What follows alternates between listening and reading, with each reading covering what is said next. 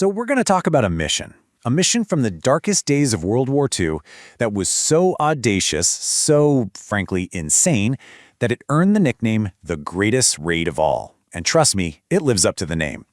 Let's get right into this incredible story of strategy, sacrifice, and, well, one absolutely enormous explosion.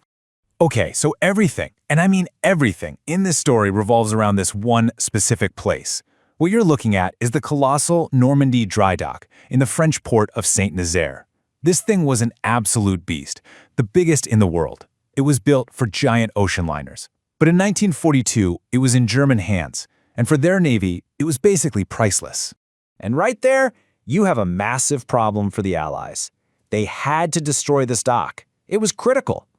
But, just bombing it from the air? No way! This was the 1940s. Bombing was wildly inaccurate. You'd kill thousands of French civilians. So the question was, how on earth do you take out a fortress like this from the sea? All right, to really get why this one dock was so important, we've got to talk about a couple of ships. And not just any ships. We're talking about two of the most feared warships ever to sail the seas. So here's the backstory. Just a year before, the famous German battleship, the Bismarck, had been crippled out in the Atlantic. And guess where it was trying to limp back to for repairs? Yep, Saint-Nazaire. Now, the British managed to sink it before it got there, but the lesson was crystal clear. And now, the Bismarck's even bigger, badder sister ship, the Tirpitz, was ready for action, and it was a terrifying threat to those vital Allied convoys. So this is the key, right? Allied planners had this huge realization. The Tirpitz was like a chained beast. It was powerful, but it had a vulnerability.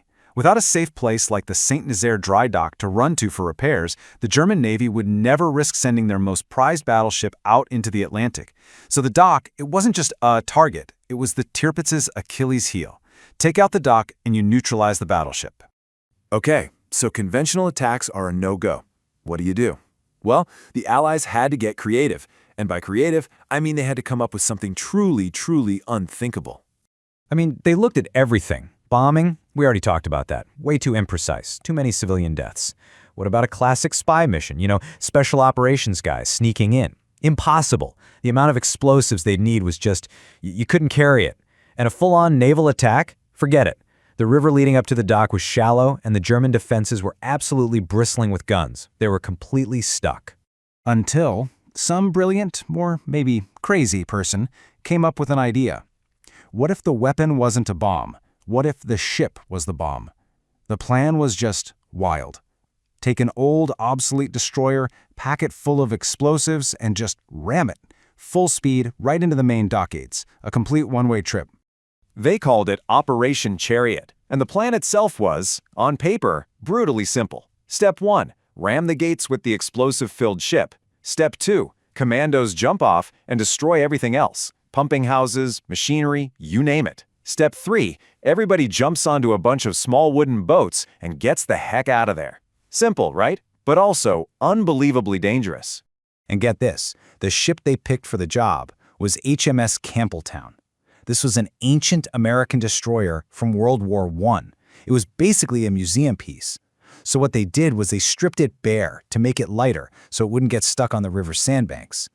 Then, they stuffed its bow with over 4 tons of high explosives, all connected to a delayed action fuse. It wasn't a warship anymore. It was a giant, custom-built, floating bomb. And this just shows you the level of detail they went into. It's brilliant. To even have a chance of getting up that heavily defended river, they had to use camouflage. They actually modified the Campbeltown silhouette, cutting down its smokestacks to make it look like a German destroyer. That disguise was the only thing standing between them and total annihilation. So, the plan's in place, the ship is ready, it's time to go. The raiders set off from Falmouth in England on March 26, 1942. Their very, very dangerous journey had begun. So they sailed for more than a day, just getting to the coast of France. But that final hour, that was a terrifying sprint to the finish line. They sneak into the river estuary in the dark, but at 1:22 in the morning, the searchlights hit them. They're spotted. From that exact moment, they had just 12 minutes. 12 minutes to race up that final, hellish stretch of river with every German gun opening up on them. Now, for a few critical minutes, that disguise actually worked. They were flying a German naval flag, and it bought them some time, confusing the defenders. But at 1:28 a.m., the Germans figured it out. The guns started to zero in. The time for tricks was over. Down came the German flag, and up went the Royal Navy's white ensign. The battle was on. And there it is, 1:34 a.m. Through a literal storm of gunfire and tracers, the captain, Lieutenant Commander Stephen Beatty, holds his course. He plows the Campbeltown straight into the dock gates at almost 20 knots. The crash was just immense. The ship wedged itself deep inside the gate, exactly where they wanted it. Mission objective number 1, complete. But crashing the ship was only the beginning. For the commandos on board, the real fight was just starting. Now they had to scramble off this wrecked destroyer and fight their way through a German garrison that was now very awake and very, very angry. So you've got 265 commandos swarming onto the docks. They had their orders. They were split into teams, each with a specific job. Demolition teams to destroy the dock's machinery. Assault teams to take out the German gun nests. Another team to blow up the power station. It was organized chaos. But this is where the plan just falls apart. Remember those small wooden boats, their only ride home? Well, they were complete sitting ducks. They had no armor. The German guns on the shore just tore them to pieces. Most of them were sunk or on fire within minutes. And just like that, their escape route was gone. There was no way out.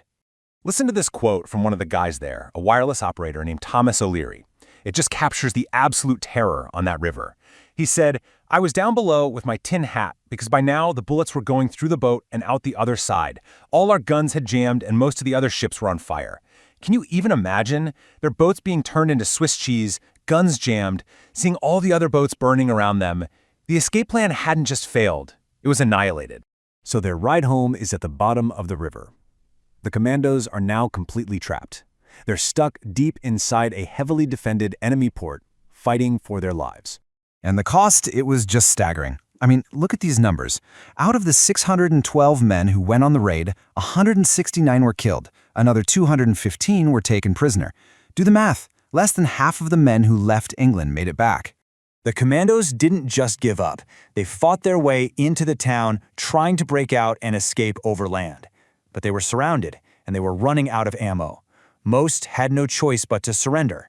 It's incredible, but only just five commandos managed to get away and make the long, dangerous journey all the way back to Britain.